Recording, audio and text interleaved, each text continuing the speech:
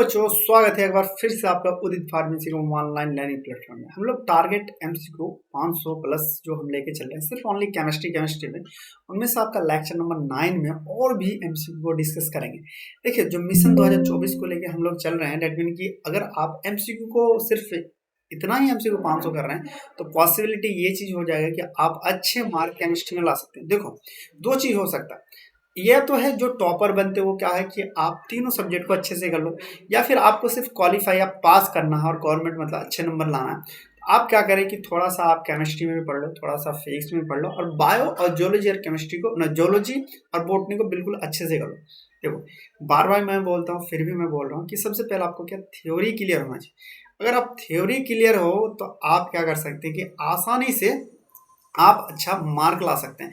Otherwise अगर theory आपका clear नहीं होगा तो आप क्या है कि आप अच्छे मार्क नहीं ला पाओगे। क्योंकि रीजन क्या है, देखो, थ्योरी क्लियर होगा तभी तो आप कर सकते हो ना। इस लेक्चर में हम थोड़ा सा थ्योरी जानेंगे और आपका पॉसिबल एमसीक्यू भी जानेंगे, जो आपका फाइनल एग्जाम में बहुत बेनिफिशियल होता है। सबसे पहले ये मैटर्स का ही, पिछले लेक्चर में हमने सिर्फ एमसीक्यू करा था, आज क्या है एमसीक्यू प्लस आपका थोड़ा थ्योरी भी पढ़ेंगे और देखना कि थ्योरी करने के बाद आपको कितना कॉन्फिडेंस ज्यादा आ जाता है। तो चलिए स्टार्ट करते हैं। देखिए, सबसे पहले अगर इंट्रोडक्शन की बात करें तो मैटर क्या था। ब्रह्मांड में वो सारे इंग्रेडिएंट, मतलब कि ब्रह्मांड में वो सारे चीज, जैसे पेन, बाल, जान, जानवर, कुछ भी, सब का अगर मान लीजिए कोई, ये पेन भी मैटर है, ये नाखून भी मैटर है, हम लोग भी एक मैटर की तरह ही काम करते हैं। आप जिस चीज से देख रहे हैं यूट्यूब भी, वो भी एक तरह का मैटर है। मतलब ये क्या कहता है, ब्रह्मांड में दो इंग्रेडिएंट से मिलकर जो बना रहता है, द्रव तथा ऊर्जा। उसमें क्या है, दर्द तथा ऊर्जा, वे सभी वस्तु जो स्थानीय प्रेरित करते हैं, मतलब कि स्थान घेरता है, जिसमें क्या होता है, भार होता है, तथा उनका हान मान अपनी ज्ञानेंद्रियों द्वारा हम कर सकते हैं। हान मान मतलब कि उसको फीलिंग कर सकते हैं, उसी को हम मैटर कहते हैं।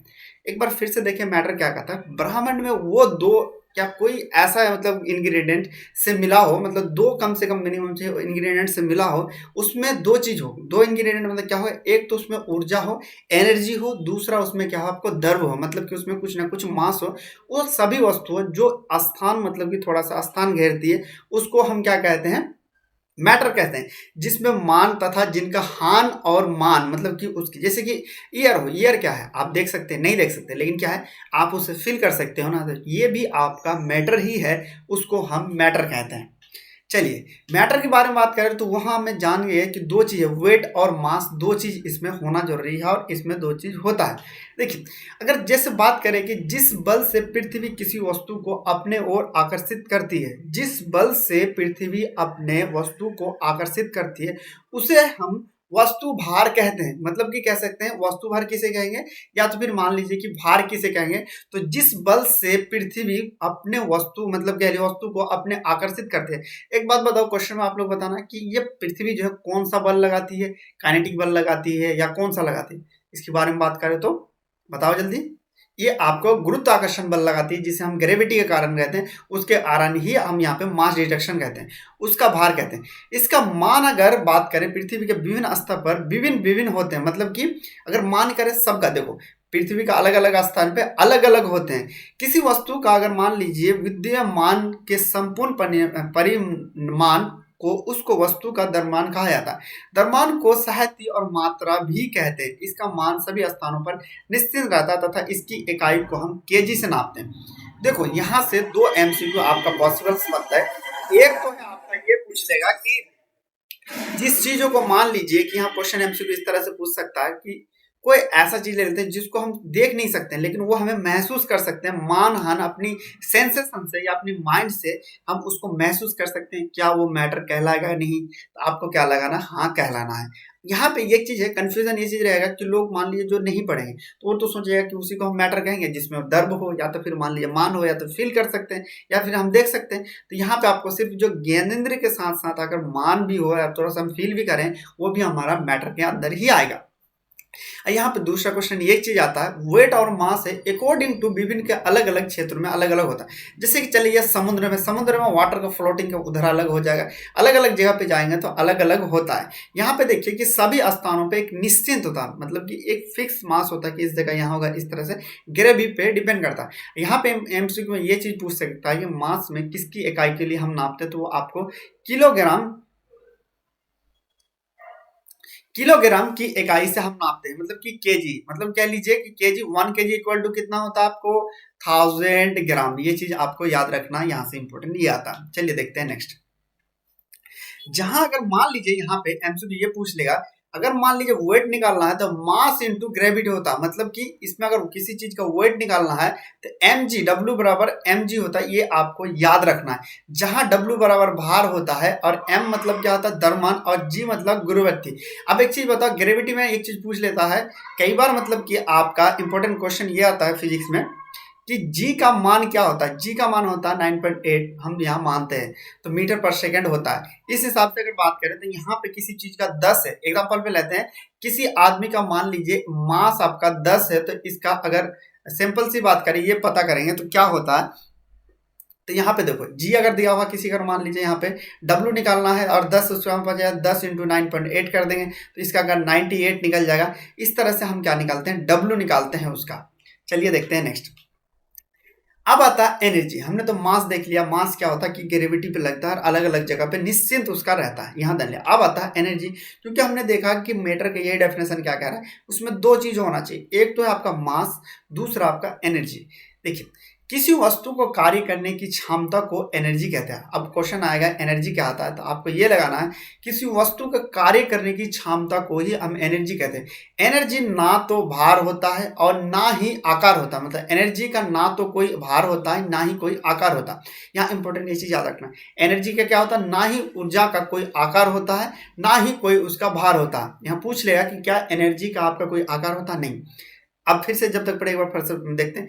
मैटर में मतलब क्या, हमने देखा कि वो सारे सब्सटेंस जो ब्रह्मांड में अपने ज्ञानेंद्र से या तो फिर कह लीजिए उसमें मास और एनर्जी होगा, उसे हम मैटर कहेंगे। अब फिर हमने ये चीज देखा कि मैटर में क्या है कि अलग अलग जगह पे अलग जगह होगा, लेकिन मैटर की हमने देखा कि माप अगर नापेंगे, अगर वेट नापेंगे तो उसके लिए हम क्या करते हैं, वो हमारे केजी में यूनिट लेते हैं। अब फिर आता है एनर्जी। एनर्जी में ये चीज रहेगा, एनर्जी में ना तो आपका भार होता ना ही आपका आकार होता, यद्यपि ऊर्जा की प्रभाव से अनुभव ज्ञानेंद्र द्वारा किया जा सकता है।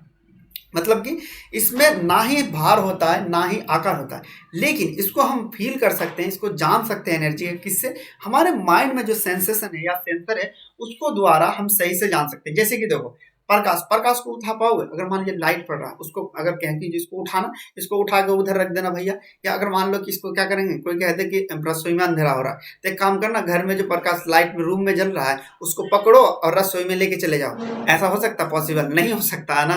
यही चीज इसमें कह रहा है, जिसमें भार ही नहीं है, मास ही नहीं है, तो उसको हम कैसे कर सकते हैं। लेकिन देखो प्रकाश पड़ रहा है तो प्रकाश को फील तो कर सकते हैं, जैसे हीट है। यहाँ पे दूसरा एग्जांपल दिया हुआ है एनर्जी का, एनर्जी का एग्जांपल है क्या, उष्मा मतलब हीट। एग्जांपल में बताओ, चूल्हा जल रहा है, ठंडी का मौसम में, कोई रूम में बैठा, ठंड लग रहा, क्या कहेगा कि किचन से भैया थोड़ा सा गर्म करके मतलब ऐसे पकड़ के ला के छोड़ दो, पॉसिबल है नहीं ना है। उसी तरह यही चीज कहता है, एनर्जी में ना तो उसमें आप उस पर भार होता ना ही आकार होता। अगर भार और आकार होता तो पॉसिबल होता था, चलो हम उठा के घर पे ले जाकर रख देते हैं, या उठा के यहाँ रख देते हैं, या उठा के वहां रख देते हैं। लेकिन एनर्जी का ना ही इससे कोई भार होता है ना ही इसका आकार होता है। जिससे एग्जांपल पे प्रकाश, उष्मा, विद्युत, ध्वनि आदि ये ऊर्जा के विभिन्न रूप है। किसी का आवाज भी अगर मान लो कि मैं ही आपको बोल रहा हूं तो आप क्या करोगे, इसको उठा के अगर मान लो यहाँ पे आपने उठा लिया और कोई रूम में अंदर बैठा हुआ उसके कान में लगा के छोड़ दो, सुन पाएगा? नहीं ना सुन पाएगा। यही चीज इसमें कह रहा है कि ना ही इसमें आकार हो रहा ना ही इसमें कोई भार होता, लेकिन इसको हम क्या कर सकते हैं, इसका हम अनुभव कर सकते हैं। चलिए अब जानते हैं स्टेट ऑफ मैटर। हमने अब देखेंगे कि स्टेट ऑफ, हमने सबसे पहले ये चीज देख लिया कि मैटर होता, मैटर में दो चीज होगा, एक तो भार होगा, दूसरा आपका एनर्जी होगा। भार वो चीज जब हम डब्ल्यू से निकाल लें, मतलब ग्रेविटी कितना लगा था उससे हम निकाल लें। अब हमने फिर ये चीज जाना कि वो जो आपका एनर्जी होता है, एनर्जी तो ना ही हम उसमें भार होता ना ही आकार होता, लेकिन उसको फील करने के लिए क्या कर सकते हैं कि हम उससे उठाएंगे ना, उठा सकते हैं ना कुछ कर सकते हैं, लेकिन हम उसे ज्ञानेंद्रिय से फील कर सकते हैं। अब जानते हैं कि मैटर, स्टेट ऑफ मैटर आज तक हमने पढ़ा तो तीन चीज होता है, सॉलिड, लिक्विड और गैस। यहाँ पे एक चीज याद रखना कि सबसे पहले क्वेश्चन ये चीज पूछ लेगा, जो मैटर्स होते हैं सॉलिड का अगर बात करें, इसका जो क्रिस्टल होता है, इसका जो एटम की दूरी होती है, बॉन्डेशन इसमें कम होता है। लिक्विड थोड़ा थोड़ा फैला होता है, और गैस तो बिल्कुल एटम एकदम बिल्कुल फैला फैला। यहाँ पे देखो इसमें अगर इसका पैकिंग सिस्टम अगर देखोगे आप, तो पैकिंग सिस्टम इसका क्या है, बिल्कुल कॉम्पैक्ट है, क्रिस्टल होता है। लिक्विड में देखोगे तो थोड़ा बहुत इसमें और थोड़ा कम कंपैरिजन है, लेकिन गैस के कंपनी में देखोगे तो यहाँ डिस्टेंसिंग ज्यादा होता है। अब मुझे क्वेश्चन ये चीज बताना आप, अगर किसी किसी ने कह दिया कि इन तीनों में से सबसे ज्यादा आसान किसका होगा, कौन सा लिक्विड अवस्था या गैस अवस्था में इन सब चीजों को अलग करना या मॉलिक्यूल अलग करना कौन सी चीजों का इजी होगा। जाहिर सी बात है, सबसे ज्यादा दूर दूर जिसका पैकिंग सिस्टम है सॉलिड का सबसे कॉम्पैक्ट है, लिक्विड और कॉम्पैक्ट है। इसका मतलब ये चीज कह सकते हैं कि यहाँ गैस का हम आसानी से तोड़ सकते हैं। देखो इसी चीज को जनरल लाइफ में हम समझते हैं। जैसे अगर आप लोग भाई भाई में देखो या तो कोई दोस्ती वाला लेते हैं, आजकल फ्रेंडशिप में बहुत ज़्यादा चलन है। फ्रेंडशिप कोई अगर अच्छा आपका फ्रेंडशिप है, अगर बहुत अंडरस्टैंडिंग है, तो उसको जल्दी तोड़ पाएगा, कोई नहीं तोड़ पाएगा। यहाँ पे आ जाते हैं, हम क्या कर लेते हैं कि लड़का और लड़की मतलब क्या कर लेते हैं कि फ्रेंड ले लेते हैं, मेल और फीमेल में ले लेते हैं। देखो मेल मेल मतलब कह सकते हो सॉलिड का जो होता है, सॉलिड का कॉम्पैक्ट सिस्टम ऐसा होता है कि मेल मेल दोस्त कि कुछ भी हो जाए यहाँ तोड़ना नहीं छोड़ना नहीं। लेकिन लिक्विड वाला लेते हैं, कोई एक मेल फ्रेंड है और दूसरा आपका फीमेल फ्रेंड है, उन दोनों को अगर मान लीजिए फ्रेंड ले लेते हैं, तो कभी कभी देखना कि अगर फीमेल का कान भर दिया तो थोड़ा सुन लेता, लड़का भी और सुन लेता, लड़की के फ्रेंड फ्रेंड है। वही चीज़ अगर मान लेते हैं गैस का स्टेज में, आप लोग अगर मान लो कोई ऐसा मित्र है जिसे महिला मित्र है, जिसे एग्जाम्पल पे सीधे कह लो कि गर्लफ्रेंड बॉयफ्रेंड कोई और है, तो उसमें क्या होता है कि अंडरस्टैंडिंग मिसअंडरस्टैंडिंग ज़्यादा होता है। कोई अगर कह दिया, तीसरा पर्सन कोई आता है, इजीली घुस सकता है अगर उन लोगों का बॉन्डेशन सही नहीं होगा। तो इसी तरह है कि अगर बॉन्डेशन सही नहीं तो इजीली तोड़ सकता है। सेम इसी तरह यहाँ पे गैस की अगर पैकिंग सिस्टम बात करें तो गैस वाले को आसानी से हम अलग कर सकते हैं, क्योंकि इसका मॉलिक्यूलर जो डिस्टेंसिंग दूर दूर होता है। चलिए देखते हैं स्टेट ऑफ मैटर्स। द्रव्य की अवस्था में बात करें तो हमने तीन ही जाना था, लेकिन आज हम जानेंगे और भी होता है। सबसे पहला आता है सॉलिड स्टेट, मतलब कि ठोस अवस्था। इसका क्या होगा, पैकिंग सिस्टम बहुत अच्छा है। देखिए द्रव्य की वह अवस्था जिसका आकार और आयतन दोनों निश्चित होते हैं, उसे हम ठोस अवस्था कहते हैं। जैसे कि लोहा, लकड़ी, बर्फ, गंधक। यहाँ पे देखो सॉलिड स्टेट हम किसे कहेंगे, जिसका आकार और आयतन दोनों निश्चित हो, मतलब कि एक जैसा, मतलब फिक्स हो आकार और आयतन। जैसे कि अगर मान लेते हैं एक लकड़ी ले लेते हैं, यहाँ पे लकड़ी लेते हैं, यहाँ पे आकार भी फिक्स रहेगा और आयतन भी अगर फिक्स रहे तो उसी को हम सॉलिड स्टेट कहेंगे। एग्जाम्पल में लोहा, लकड़ी, गंधक। अब आता है लिक्विड, जिसमें आपको आयतन तो निश्चिंत रहेगा, आयतन निश्चिंत रहता है और आकार निश्चिंत रहता है। एक बात बताओ, पानी का अगर मान लो क्या होता है, पानी में कोई कह सकते हो कि उसको इस लेवल का मान लो, यहाँ पे हम इस तरह का कर देते हैं, पानी इस तरह का भर दोगे तो क्या ये खड़ा ही रहेगा लकड़ी के जैसा? नहीं, ये इस बर्तन, मतलब कह सकते हैं कि लिक्विड क्या होता है कि अकॉर्डिंग टू सिचुएशन, जिस तरह से आप बर्तन में रखोगे उसी बर्तन में उसी तरह से ये ढल जाता। और यहाँ पे एक चीज आता है क्या कि आकार इसका सीमित नहीं रहता, लेकिन इसका जो आयतन है वो आपको निश्चित रहता है। उसे हम लिक्विड ऐसे कहते हैं, जल, तेल, पारा। ये चीज याद रखना, जल, तेल, पारा। यहाँ पे गंधक याद रखना सॉलिड स्टेट में, कि सॉलिड स्टेट में क्या होगा। अब आता है गैस। गैसेस में ना, इसमें गैसेस में देखो ना आकार सही रहता है ना इसमें आयतन होता है। इसमें क्या है, अकॉर्डिंग टू सिचुएशन ये ध्यान लेता है। देखिए द्रव्य की वह अवस्था जिसमें उसका आयतन तथा आकार दोनों ही निश्चित ना हो, मतलब ऐसा ले लो कि दोनों ही ऐसे हैं कि दूसरे तीसरे की बात सुनते हैं, इन दोनों का बॉन्डेशन सही नहीं है। जिसका बॉन्डेशन सही नहीं है, मिसअंडरस्टैंडिंग है, दोनों का अंडरस्टैंडिंग सही नहीं है, वो क्या अच्छे से चल पाएगा? नहीं चल पाएगा इसमें। तो उस अवस्था को हम क्या कहेंगे, गैसेस। जिसमें देखो आयतन और आकार दोनों में सेम नहीं होगा, उसी को हम क्या कहेंगे, गैसेस स्टेट। ये क्या करता है, जिस पात्र में रखते हैं उसी के हिसाब से अकॉर्डिंग टू माहौल झल लेता है, उसी आकार और आयतन को ग्रहण कर लेते हैं, जैसे कि वायु, हाइड्रोजन, नाइट्रोजन, ऑक्सीजन। अब एक बार फिर से हम रिवीजन करते हैं कि क्या क्या है। हमने तीन अवस्था पर, पहले वो चीज बड़ा सॉलिड में एक आकार और आयतन दोनों फिक्स रहते हैं, उसे हम सॉलिड कहेंगे। लिक्विड में क्या होता है, आपको इसमें आकार फिक्स नहीं रहता लेकिन आयतन फिक्स रहता है, उसे हम लिक्विड कहेंगे। फिर आता है गैसेस। गैसेस उसे कहेंगे, ये तो बिल्कुल नालायकी कह सकते हो कि ना इसका आकार है ना ही आयतन फिक्स है, उसी को हम गैसेट स्टेट कहेंगे। जैसे कि यहाँ पे एग्जाम्पल पे कह लें तो वायु, हाइड्रोजन और नाइट्रोजन इसका एग्जाम्पल है। चलिए देखते हैं। चूंकि द्रव और गैस में मतलब बहने की गुण होता है, द्रव और गैस में बहने की गुण होता है, जिसे हम तरल पदार्थ कहा जाता है। इसमें इसलिए तरल कहते हैं क्योंकि देखो एक बात बताओ, लकड़ी को अगर मान लो यहाँ पे सूखा है, ये मान लो कि सूखा है, इसको अगर यहाँ छोड़ दें तो क्या होगा, ये बहेगा नहीं ना, नीचे गिर जाएगा ग्रेविटी के कारण। लेकिन पानी को अगर स्लोप टाइप पे इस तरह का मान लो कि स्लोप बना लिया यहाँ पे, ठीक है, यहाँ पे अगर हम मान लो कि पानी गिराएंगे तो ये लिक्विड मतलब बहने वाला लगेगा, ये देखो ये नीचे आके गिर जाएगा, लेकिन वो अगर लिक्विड रहेगा तो वो बह के जाएगा। तो गैस और आपका जो लिक्विड है इसका आपका क्या है कि आयतन फिक्स मतलब आकार फिक्स ना होने के कारण ये लिक्विड इसमें है कि तरल पदार्थ होने की मतलब कहा जाता है, इसलिए क्योंकि इसमें बहने की गुण होती है। यहाँ एक क्वेश्चन आपको ये पूछ लेगा कि आखिर गैस को और इसको हम तरल पदार्थ क्यों कहते हैं? इसलिए कहते हैं क्योंकि इसमें आपको बहने की गुण होती है, जिसके कारण हम कहते हैं।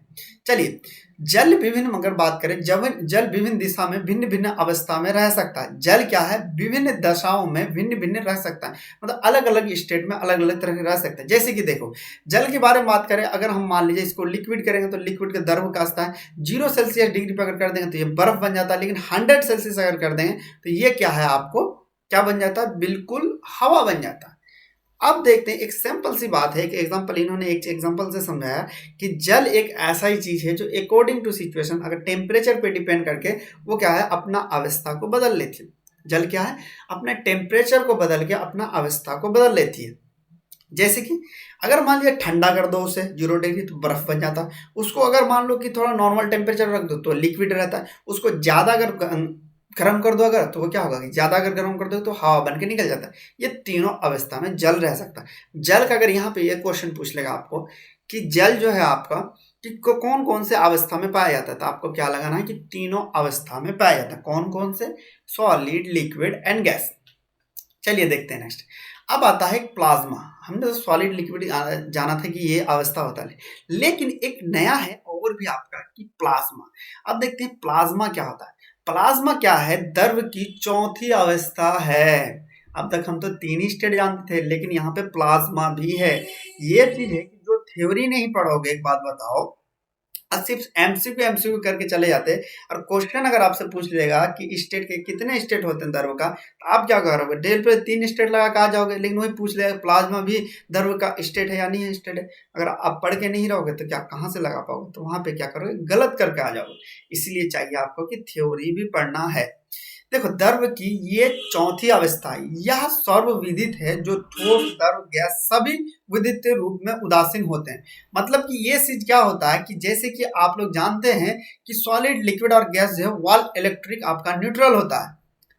आप ये चीज जानते हैं कि सॉलिड, लिक्विड जो गैस होता है ये इलेक्ट्रिकली न्यूट्रल होता है, कि मतलब इसमें कोई करंट होता नहीं, न्यूट्रल होता है। लेकिन ब्रह्मांड में वह पदार्थ जो अधिकांश भाग आयनित अवस्था में पाया जाता है। ब्रह्मांड में वह पदार्थ जो अधिकांश भाग आयंस में पाया जाता है, मतलब जिसमें पॉजिटिव या नेगेटिव अवस्था में पाया जाता है, वही आयनीकृत अवस्था प्लाज्मा कहलाती है। यहाँ पे समझो, इस चीज को थोड़ा सा ध्यान से समझना कि प्लाज्मा कहते हैं। पहले हमने ये चीज जाना कि ये द्रव की चौथी अवस्था है, लेकिन कैसी अवस्था है इसको जानने के लिए ये क्या कह रहे हैं कि जैसे आपको पता है कि सब कोई, जब तक हम सॉलिड, लिक्विड में, गैस में दे, अगर नॉर्मल है, अच्छा वाटर है, तो बिल्कुल कोई आयनाइजेशन नहीं होगा, बिल्कुल नॉर्मल सा रहेगा। लेकिन ब्रह्मांड में ऐसा भी आपका अधिकांश आयतन, मतलब कि जो ऐसा कह सकते हैं एटम, जिसमें आपको आयंस के फॉर्म में प्रेजेंट हो, मतलब आयंस के फॉर्म में हो, आयंस मतलब उसमें पॉजिटिव या नेगेटिव चार्ज होगा, उस आयनीकृत जो अवस्था को ही हम प्लाज्मा कहते हैं। आयनीकृत को, जैसे कि यहाँ पे देखो, लिक्विड हमने क्या कहा कि जो पिघला हुआ अवस्था में रहता है उसे लिक्विड क्या है, सॉलिड क्या है, एकदम ठोस रहता है। गैस क्या है, जिसकी मतलब गैस इवेपोरेशन होता है। प्लाज्मा क्या है कि जो आयनाइजेशन मतलब आयनीकृत जो सब्सटेंस होगा या मैटर होगा, उसी को हम प्लाज्मा कहेंगे।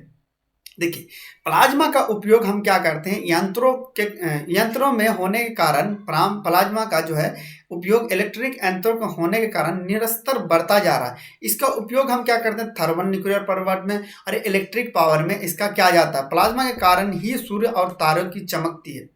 अब हम जानते हैं कि changing of state of matter, मतलब कि अगर मान लीजिए कोई लिक्विड है, लिक्विड से सॉलिड अगर कर देंगे तो उसको कहेंगे क्या, सॉलिड का लिक्विड क्या कर देंगे तो उसको क्या कहेंगे। इन सब चीज़ों को जानिए। देखो, चेंजिंग ऑफ मैटर से बहुत इंपॉर्टेंट है, एक क्वेश्चन आपको मिल ही जाता है, वहां पे दिख जाता है।